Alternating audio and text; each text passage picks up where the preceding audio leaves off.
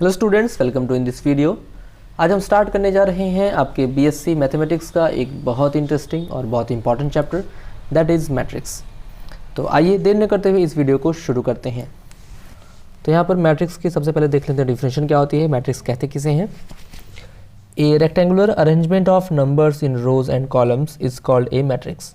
अगर यहाँ पर नंबर्स का कुछ रोज में और कुछ कॉलम में अगर रेक्टेंगुलर अरेंजमेंट किया गया है तो उसे ही हम लोग क्या कहते हैं, मैट्रिक्स कहते हैं। जैसे कि यहाँ देख लीजिए आप लोग, जैसे मान लीजिए हमारे पास अगर कई सारे नंबर्स हैं जैसे A11, A12, A13 dot dot dot, यहाँ पे हम कह सकते हैं A1n। फिर ऐसे ही नीचे ले लेते हैं अगर A21, A22, A23 dot dot dot A2n, ठीक है। तो ऐसे ही अगर डॉट डॉट ये भी नंबर्स को ले लें हम लोग तो यहाँ पर हो जाएगा M1, AM2, AM3 और डॉट डॉट डॉट यहाँ पर हो जाएगा AMN। तो यहाँ पर देख रहे हैं कि जो यहाँ पर इसको कहते हैं रोज़, जो हॉरिजॉन्टल लाइन में जो सारे सारे नंबर्स होते हैं या एलिमेंट होते हैं उसको कहते हैं रोज़। ये सेकंड हॉरिजॉन्टल लाइन है तो ये हो जाएगा second row, first row, second row, ऐसे dot dot dot nth row. फिर ऐसे हम लोग यहाँ पर देखेंगे कॉलम्स, तो ये first column, second column, third column, ऐसे ही n कॉलम। तो यहाँ देखेंगे कि अगर हमारा जो नंबर्स हैं अगर वो यहाँ पर m कॉलम में है, सॉरी m रोज़ में है और n कॉलम में है तो इसका ऑर्डर हो जाता है m क्रॉस n। ये होता है मैट्रिक्स का ऑर्डर, जिसे हम लोग कहते हैं ऑर्डर ऑफ मैट्रिक्स। तो अगर यहाँ पे नंबर ऑफ रोज़ अगर मान लीजिए हमारे पास m हो और अगर नंबर ऑफ कॉलम्स अगर हमारे पास n हो तो जो मैट्रिक्स का ऑर्डर होगा उसे हम लोग कहते हैं m क्रॉस n। यानी कि m क्रॉस n कहने का मतलब कि इस मैट्रिक्स में m रोज़ हैं और n कॉलम्स हैं, ठीक है। तो ये होता है मैट्रिक्स। आइए अब देख लेते हैं इसकी कुछ कंडीशन या कुछ शर्तें, जैसे कि एडिशन ऑफ मैट्रिक्स। तो यहाँ पे एडिशन ऑफ मैट्रिक्स, तो यहाँ पे दो मैट्रिक्स या फिर तीन मैट्रिक्स को ऐड करने के लिए क्या क्या कंडीशन हो सकती हैं। मान लीजिए हमारे पास अगर मैट्रिक्स A है जिसको हमने कहा AIJ, इसको शॉर्ट फॉर्म में AIJ लिखते हैं और इसको कहेंगे M, मान लीजिए इसका हमने ऑर्डर ले लिया M क्रॉस N, ठीक है। और एक दूसरा मैट्रिक्स है B इज इक्वल टू यहाँ पर BIJ जिसको हमने कहा P क्रॉस Q। देखिए यहाँ पर मैट्रिक्स को शॉर्ट फॉर्म में हम ऐसे भी लिख सकते हैं, जैसे मान लीजिए हमने लिख दिया A is equal to AIJ और यहाँ पर लिख दिया M क्रॉस N, या फिर मान लीजिए हमने लिख दिया AIJ और यहाँ पर लिख दिया 2 क्रॉस 1 या फिर 2 क्रॉस 3, ठीक है।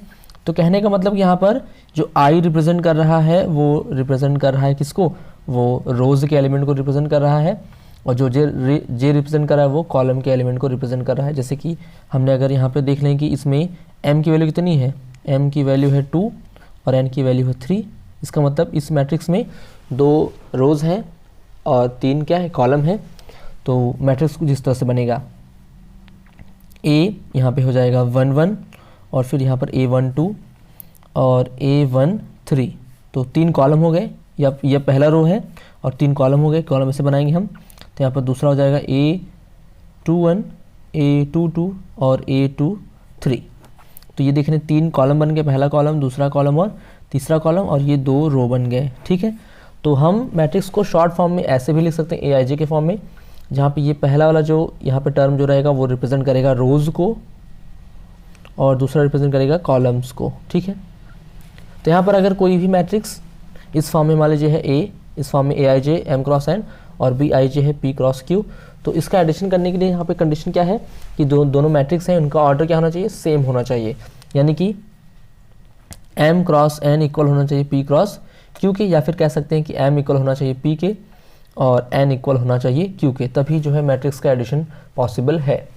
मान लीजिए अगर एक मैट्रिक्स है जिसका ऑर्डर है 2 क्रॉस 3 और दूसरा मैट्रिक्स जिसका ऑर्डर है 3 क्रॉस 2, तो क्या इन दोनों का एडिशन पॉसिबल है?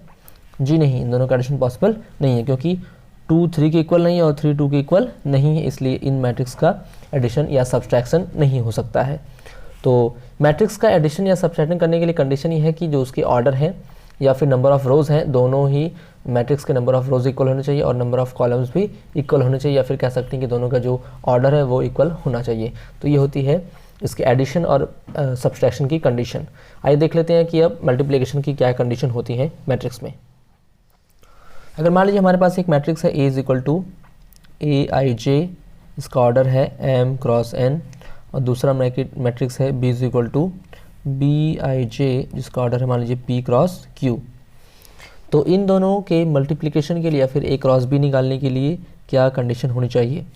तो A क्रॉस B तभी पॉसिबल है, A मल्टीप्लाई B या फिर A का B से मल्टीप्लिकेशन तभी पॉसिबल है जब यहाँ पर दूसरे वाले का जो कॉलम है यानी कि N, पहले वाले का जो कॉलम है यानी कि N, और दूसरे वाले का जो रोज़ है यानी कि P, दोनों ही इक्वल होना चाहिए।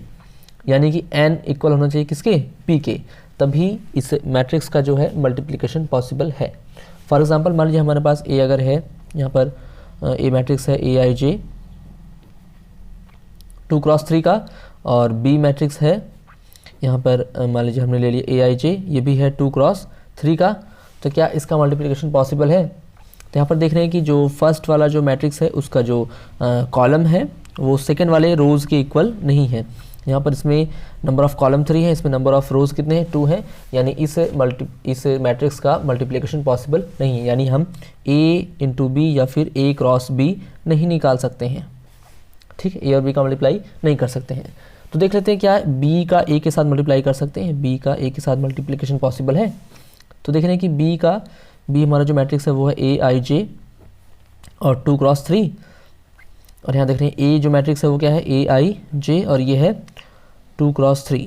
तो यहाँ देख रहे हैं कि इन दोनों का भी जो मल्टीप्लिकेशन पॉसिबल नहीं है, क्योंकि यहाँ पे इसमें भी जो फर्स्ट वाले का जो कॉलम आ रहा है और सेकंड वाले का रो इक्वल नहीं है, तो इसका मैट्रिक्स का मल्टीप्लिकेशन पॉसिबल नहीं है, ठीक है। आइए एक और एग्जांपल ले लेते हैं, जैसे कि मान लीजिए हमारे पास एक मैट्रिक्स है A is equal to AIJ, और इसका हमने ले लिया 2 क्रॉस 3, और B इज इक्वल टू ले लिया, मान लीजिए हमने ले लिया यहाँ पर BIJ, और इसका ऑर्डर मान लीजिए हमारे पास है 3 क्रॉस 2।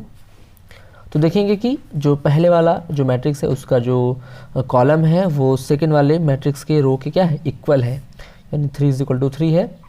इसमें जितने नंबर ऑफ़ कॉलम है उसमें इतने नंबर ऑफ़ क्या है? रोज़ हैं, यानी कि A का B के साथ मल्टीप्लिकेशन क्या है? पॉसिबल है, A का B के साथ मल्टीप्लिकेशन हो सकता है इस दोनों मैट्रिक्स के लिए। तो देखिए क्या B का A के साथ मल्टीप्लिकेशन हो जाएगा? तो अगर B का A के साथ मल्टीप्लिकेशन करते हैं तो यहाँ पर हमको क्या मिलेगा? B का A के साथ मल्टीप्लिकेशन देखेंगे कि B क्या है, B को लिख सकते हैं BIJ यहाँ पर 3 क्रॉस 2, और A को लिख सकते हैं AIJ और 2 क्रॉस 3। तो देखेंगे कि अब यहाँ पर देखें इसमें नंबर ऑफ़ कॉलम कितने? 2 हैं, इसमें नंबर ऑफ़ रोज़ कितने हैं? 2 हैं, यानी इन दोनों का भी मल्टीप्लिकेशन पॉसिबल है। तो इन दोनों मैट्रिक्स के लिए A और B भी पॉसिबल है और B क्रॉस A भी, यानी B का A के साथ मल्टीप्लिकेशन भी पॉसिबल है। अच्छा मान लीजिए हमने अगर मल्टीप्लाई कर दिया तो जो नया मैट्रिक्स आएगा उसका ऑर्डर क्या होगा? कभी भी दो मैट्रिक्स का मल्टीप्लाई करने पर एक नया मैट्रिक्स ही मिलता है, ठीक है। जैसे मान लीजिए हमने BIJ का मल्टीप्लाई कर दिया तो हमारे पास यहाँ पे मैट्रिक्स मिला कोई भी, तो इसका ऑर्डर क्या होगा? इसका ऑर्डर डिपेंड करेगा कि A और B का ऑर्डर कितना था। मान लीजिए हमने A और B का मल्टीप्लाई किया, देखेंगे कि इसमें जो पहले वाले का कॉलम है वो सेकंड वाले रो के इक्वल है, तो यहाँ पे जो नया वाला मैट्रिक्स मिलेगा उसका ऑर्डर क्या होगा? उसका ऑर्डर होगा पहले वाले का रो मल्टीप्लाई सेकंड वाले का कॉलम, यानी 2 क्रॉस 2। और अगर B क्रॉस A देखेंगे, B क्रॉस A देख लें, तो B क्रॉस A में B का अगर A के साथ मल्टीप्लाई करेंगे तो B क्रॉस A में जो नया मैट्रिक्स मिलेगा उसका ऑर्डर क्या होगा? उसका ऑर्डर हो जाएगा पहले वाले का रो यानी कि 3 और दूसरे वाले का कॉलम। तो किसी भी दो मैट्रिक्स के लिए उसका जो मल्टीप्लिकेशन होता है वो एक नया मैट्रिक्स ही मिलता है मैट्रिक्स करने के बाद, और उसका जो ऑर्डर होता है वो A और B दोनों के ऑर्डर पे डिपेंड करता है। देखिए यहाँ पर ये जो दोनों इक्वल हो रहे हैं, इन दोनों को इक्वल करने के बाद इन दोनों को छोड़ दें तो जो बच रहा है यानी 3 क्रॉस 3, यानी इसका ऑर्डर क्या होगा? 3 क्रॉस 3 होगा। ऐसे इसमें भी अगर 3 के इक्वल है तो यहाँ पे जो ऑर्डर होगा नया वाला वो क्या हो जाएगा? 2 क्रॉस 2। ये होता है मल्टीप्लिकेशन ऑफ मैट्रिक्स। अगला हमारा टॉपिक है ट्रांसपोज ऑफ ए मैट्रिक्स। किसी मैट्रिक्स का ट्रांसपोज क्या होता है? देखिए यहाँ पर कोई मैट्रिक्स मान लीजिए हमारे पास है, अगर A इज इक्वल टू मान लीजिए हमारे पास यहाँ पर है A11, A12, A21 और A22, ठीक है, ये मैट्रिक्स हमारे पास है। तो इसका ट्रांसपोज जो होता है, ट्रांसपोज को रिप्रेजेंट करते हैं A to the power T से, या फिर और रिप्रेजेंट कर सकते हैं A डैश से। और ये ट्रांसपोज होता क्या है कि जो हमारा A मैट्रिक्स था, अगर उसमें जो हमने उसमें देखें जो नंबर ऑफ़ रोज़ हैं, या फिर कह सकते हैं कि इसका ऑर्डर 2 क्रॉस 2 है, तो यहाँ पर रोज़ में जितने एलिमेंट हैं अगर उसको चेंज कर दें कॉलम में, यानी फर्स्ट रो को, इस पूरे फर्स्ट वाले रो को, ये फर्स्ट रो है और ये पूरी क्या है, ये सेकेंड रो है, तो अगर फर्स्ट रो को चेंज करते हैं फर्स्ट कॉलम में और सेकेंड रो को चेंज करते हैं सेकेंड कॉलम में, तो वो होता है क्या, उसे हम लोग कहते हैं ट्रांसपोज ऑफ ए मैट्रिक्स। यानी यहाँ पे अगर मैट्रिक्स ले लें A11 और A12 और A21 और A22, तो ये हो जाएगा, ये जो नया मैट्रिक्स आएगा इसको हम लोग क्या कहेंगे, इसको कहेंगे ये A का क्या है, A का ट्रांसपोज है। तो किसी भी मैट्रिक्स का ट्रांसपोज निकालने के लिए हम क्या करते हैं कि जो नंबर ऑफ़ रोज़ होते हैं या फिर नंबर ऑफ़ कॉलम होते हैं उसको इंटरचेंज कर सकते हैं। रोज़ को चेंज करते हैं कॉलम में और कॉलम को चेंज कर देते हैं रो में, तो वहाँ पे जो नया मैट्रिक्स मिलता है उसे हम लोग कहते हैं ट्रांसपोज ऑफ ए मैट्रिक्स। अब यहाँ पर ट्रांसपोज ऑफ मैट्रिक्स की कुछ प्रॉपर्टीज़ भी होती हैं, आइए उन प्रॉपर्टीज़ को देख लेते हैं। प्रॉपर्टीज़ में सबसे पहली प्रॉपर्टी है कि अगर मान लीजिए हमारे पास दो मैट्रिक्स इस तरह से हैं A और B, ठीक है, और अगर इन दोनों का क्या करें, A और B का को ऐड करें, मान लीजिए A और B को ऐड अगर हमने किया, ठीक है, तो इन दोनों को ऐड करने के बाद जो नया मैट्रिक्स मिलेगा या फिर जो नया मैट्रिक्स मिलेगा उसका ट्रांसपोज निकालें, ठीक है, तो हमेशा क्या होगा, वो इन दोनों के मैट्रिक्स के ट्रांसपोज के एडिशन के क्या होगा, इक्वल होगा। यानी कि अगर दो हमने मैट्रिक्स लिया A और B, इन दोनों को ऐड कर लें फिर उसका ट्रांसपोज निकालें, ऐड करने के बाद ट्रांसपोज निकालें, वो क्या होगा, वो हमेशा इक्वल होगा पहले वाले के ट्रांसपोज के प्लस दूसरे वाले मैट्रिक्स के ट्रांसपोज के, हमेशा क्या होगा, इक्वल होगा। इसको एग्जांपल से लेकर के देख लेते हैं ज़रा। मान लीजिए हमारे पास एक मैट्रिक्स है A इज इक्वल टू और B इज इक्वल टू, इस तरह से है। छोटा सा एग्जांपल ले रहे हैं ताकि जल्दी क्वेश्चन को हम कर सकें, ठीक है। तो यहाँ पर अगर हम लोग क्या करें, A प्लस बी निकालें, तो A प्लस बी क्या आएगा, A प्लस बी मिल जाएगा यहाँ पर हमको। अब देख रहे हैं कि इसका ऑर्डर 2 क्रॉस 2 है, इसका ऑर्डर 2 क्रॉस 2 है, तो इनका एडिशन तभी पॉसिबल है जब दोनों का ऑर्डर क्या होना चाहिए, सेम होना चाहिए। देख रहे हैं दोनों का ऑर्डर सेम, यानी इनका एडिशन पॉसिबल है। तो यहाँ पर देखेंगे कि जो करस्पॉन्डिंग जो एलिमेंट होते हैं उसका उसी के साथ एडिशन करते हैं, यानी फर्स्ट रो फर्स्ट कॉलम में जो एलिमेंट होगा उसका फर्स्ट रो फर्स्ट कॉलम में एलिमेंट के साथ एडिशन करेंगे। यानी 1 1 कितना हो जाएगा यहाँ पे 2 और 2 और 4 हो जाएगा 6, -1 और 0 हो जाएगा -1 और 0 माइनस हो जाएगा -1, ठीक है। अब अगर इसका ट्रांसपोज ले लें A प्लस बी का, तो A प्लस बी का जो ट्रांसपोज होगा वो कितना आएगा, ट्रांसपोज मतलब कि रो को कॉलम में चेंज कर दें, कॉलम को रो में। तो यहाँ पर देख रहे हैं पहले वाले रो में है 2 6, यानी हो जाएगा ये पहले कॉलम में, और यहाँ पे -1 और -1, ठीक है। तो ये आगे A प्लस बी का ट्रांसपोज। अब जरा अगर हम लोग A का ट्रांसपोज ले लें, तो A का ट्रांसपोज लेंगे तो आ जाएगा कितना, यहाँ पे 1 और 2, तो ये हो जाएगा 1 2 और ये हो जाएगा -1 0। और B का ट्रांसपोज ले लें, B का ट्रांसपोज लेंगे तो आ जाएगा 1 4 और यहाँ से हो जाएगा 0 -1, ठीक है, 1 4 0 -1। अब यहाँ से अगर इन दोनों को ऐड करें, यानी A to the power t plus B to the power t करें, तो उसको सॉल्व करने कितना आ रहा है, 1 का 1 के साथ एडिशन करें 2, यहाँ पे करेंगे -1 का 0 के साथ तो -1, 2 का 4 के साथ करेंगे 6 और 0 का -1 के साथ करेंगे -1। यानी यहाँ देख रहे हैं कि दोनों के दोनों मैट्रिक्स क्या है, इक्वल आ रहे हैं। यानी कि ये थ्योरम, यानी ये जो प्रॉपर्टीज इस प्रूफ होती है कि अगर दो मैट्रिक्स हैं उनका एडिशन करके उसका ट्रांसपोज निकालें तो वो दोनों अलग अलग मैट्रिक्स के ट्रांसपोज के एडिशन के क्या होगा, इक्वल होगा। आइए सेकंड प्रॉपर्टी देख लेते हैं। सेकंड प्रॉपर्टी हमारी ये है कि किसी भी स्केलर नंबर को या फिर स्केलर कोई भी अगर नंबर है या फिर कांस्टेंट टर्म कोई है, उसी कांस्टेंट टर्म का अगर हम लोग मैट्रिक्स के साथ मल्टीप्लाई करें किसी मैट्रिक्स A के साथ और उसका ट्रांसपोज निकालें तो वो हमेशा क्या होगा, वो हमेशा इक्वल होगा इस A का ट्रांसपोज निकालने के बाद उसको क्या करें, उस C से या कांस्टेंट टर्म से क्या करें, मल्टीप्लाई करें, ठीक है। इसका एग्जांपल ले लेते हैं। मान लीजिए A हमारे पास एक मैट्रिक्स है 1 -2 और 0, यहाँ पे ले लेते हैं 7, ठीक है। तो अगर हम लोग यहाँ पे इसका क्या निकालें, इसका ट्रांसपोज निकालें, तो या फिर इसको एक कांस्टेंट टर्म यानी हमने ले लिया, मान लो C = 2 ले लेते हैं, तो अगर इसका मल्टीप्लाई करेंगे तो CA निकालेंगे तो कितना आएगा, C हो जाएगा 2 1 2, 2 का सभी एलिमेंट के साथ मल्टीप्लाई करेंगे तो 2 1 2, 2 2 -4, 2 0 और हो जाएगा यहाँ पर 2 7 14, तो आ जाएगा CA। और अगर इसका ट्रांसपोज ले लेते हैं, इसका ट्रांसपोज लेंगे तो आ जाएगा कितना, यहाँ हो जाएगा 2 -4 और 0 और 14, ठीक है। अब यहाँ पे क्या करें कि पहले A का ट्रांसपोज ले लेते हैं, तो A का ट्रांसपोज हो जाएगा कितना 1 -2 और यहाँ हो जाएगा 0 और 7। अब इस ट्रांसपोज का अगर हम लोग मल्टीप्लाई करें C के साथ, यानी CA to the power t की वैल्यू निकालें कितना आ जाएगा, ये 2 के साथ मल्टीप्लाई करें 2 1 2 0 यहाँ पे 2 2 -4 और 2 7 14। तो देख रहे हैं कि दोनों के दोनों मैट्रिक्स क्या आ रहे हैं, इक्वल आ रहे हैं, यानी ये प्रॉपर्टी प्रूफ होती है। कि अगर किसी भी कांस्टेंट टर्म का किसी मैट्रिक्स ए के साथ मल्टीप्लाई करेंगे और उसका ट्रांसपोज निकालेंगे तो वो हमेशा क्या होगा, इक्वल होगा अगर ए का ट्रांसपोज निकालने के बाद उसको क्या करें, सी से मल्टीप्लाई करें। तो आइए थर्ड प्रॉपर्टी देखते हैं। थर्ड प्रॉपर्टी हमारी ये है कि अगर हम लोग किसी भी मैट्रिक्स ए का ट्रांसपोज निकालें और फिर उस ट्रांसपोज का भी ट्रांसपोज निकाल दें, कोई मैट्रिक्स हमारे पास ए है और उस ए का ट्रांसपोज निकालें पहले, यानी ए टू द पावर टी निकालें, फिर उस ट्रांसपोज का भी ट्रांसपोज निकालेंगे तो वो मैट्रिक्स ही मिलेगा, फिर उस मैट्रिक्स का भी ट्रांसपोज लेने तो वो हमेशा क्या होगा, वो हमेशा ए के इक्वल ही होगा। तो उसको आप लोग देख लीजिए एग्जाम्पल लगा करके। आइए एक और प्रॉपर्टी देख लेते हैं, चौथी वाली प्रॉपर्टी, कि अगर ए और बी दो मैट्रिक्स इस तरह से हैं कि दोनों का अगर हम लोग मल्टीप्लाई पॉसिबल है, यानी ए और बी दोनों का मल्टीप्लाई पॉसिबल है, तो वहाँ पे मल्टीप्लाई करने के बाद जो मैट्रिक्स आएगा उसका अगर हम ट्रांसपोज लें तो हमेशा क्या होगा, वो हमेशा इक्वल होगा बी के ट्रांसपोज मल्टीप्लाई ए के ट्रांसपोज के। आइए इस जो है प्रॉपर्टीज़ को एक एग्जांपल से देख लेते हैं क्या ये सही है या नहीं। मान लीजिए ए मैट्रिक्स हमारे पास है 1 -2 और 0 और 3, ठीक है। बी एक मैट्रिक्स यहाँ पर हमारे पास है, मान लेते हैं यहाँ पर 0 है और 4 है और यहाँ पे ले लेते हैं -2 और यहाँ पे लेते हैं 5, ठीक है। अब अगर यहाँ से हम लोग a मल्टीप्लाई बी निकालें, a और b का मल्टीप्लाई करें, देखिए यहाँ पे इसका ऑर्डर है 2×2, इसका भी ऑर्डर 2×2, यानी मल्टीप्लिकेशन इसका पॉसिबल है। तो यहाँ पर अगर हम लोग a b निकालते हैं, यानी a का b के साथ मल्टीप्लाई निकालते हैं, तो यहाँ पर देखेंगे कि जो सेकेंड वाले मैट्रिक्स का जो कॉलम होगा उसका मल्टीप्लाई करेंगे फर्स्ट रो के साथ, यानी 0 का मल्टीप्लाई होगा 1 के साथ। मल्टीप्लिकेशन तो आपको आता ही होगा क्योंकि आप इन्हें अपने इंटरमीडिएट वाली क्लास में पढ़ा ही है। तो 0 का 1 के साथ मल्टीप्लाई करेंगे तो मिलेगा 0, और फिर -2 का -2 के साथ करेंगे तो मिलेगा 4, ठीक है।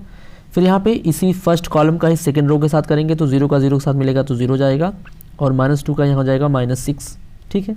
फिर अब सेकेंड कॉलम को ले लेंगे, सेकेंड कॉलम का मल्टीप्लाई करेंगे फर्स्ट रो के साथ, तो 4 1 जा 4 और 5 2 जा -10, और फिर सेकेंड रो का ही यहाँ पे सेकेंड कॉलम का ही सेकेंड रो मल्टीप्लाई करेंगे तो 4 का मल्टीप्लाई करेंगे 0 के साथ, यानी 0 और 5 3 जा 15 हो जाएगा। यानी नया जो मैट्रिक्स आएगा वो क्या होगा, नया जो मैट्रिक्स आएगा वो हो जाएगा यहाँ पर 4 और यहाँ पर -6, ये हो जाएगा -6 और यहाँ हो जाएगा प्लस का 15। और अगर इसका ट्रांसपोज ले लें ए बी का, तो ए बी का ट्रांसपोज हमको मिलेगा यहाँ पर, यहाँ हो जाएगा 4 -6 और -6 और 15, ठीक है।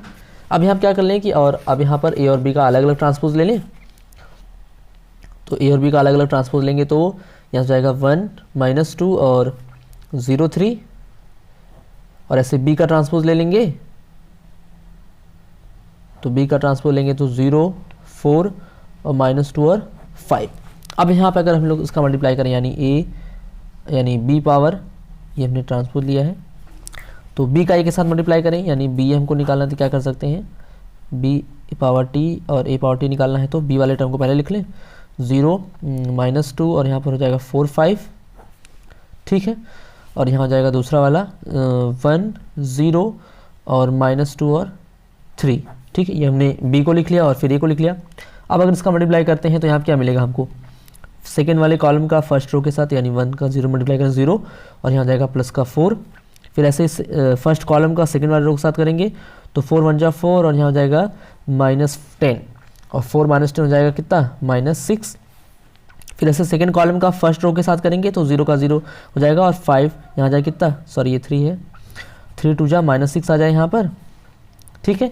और फिर ऐसे ही सेकेंड कॉलम का सेकेंड रो के साथ करेंगे तो 0 का 4 के साथ मल्टीप्लाई का 0 हो जाएगा और 5 3 यहाँ हो जाएगा कितना, 15। तो यहाँ देख रहे हैं कि ये जो मल्टीप्लाई आया है b to the power t और a to the power t, ये क्या है, ये ए बी पावर 2 की क्या है, इक्वल आ रहा है। दोनों ही कॉलम इक्वल, दोनों मैट्रिक्स इक्वल हैं, यानी कि ये प्रॉपर्टी प्रूफ होती है। तो इस वीडियो लेक्चर में हमने पढ़ा कि मैट्रिक्स क्या होता है, मैट्रिक्स कहते किसे हैं, उसके बाद फिर मैट्रिक्स के एडिशन और सब्सट्रैक्शन की क्या जो है कंडीशन है, उसका मल्टीप्लिकेशन कैसे किया जा सकता है, उसके बाद हमने यहाँ पर उसका ट्रांसपोज पढ़ा और फिर ट्रांसपोज की कुछ प्रॉपर्टीज़ को पढ़ा।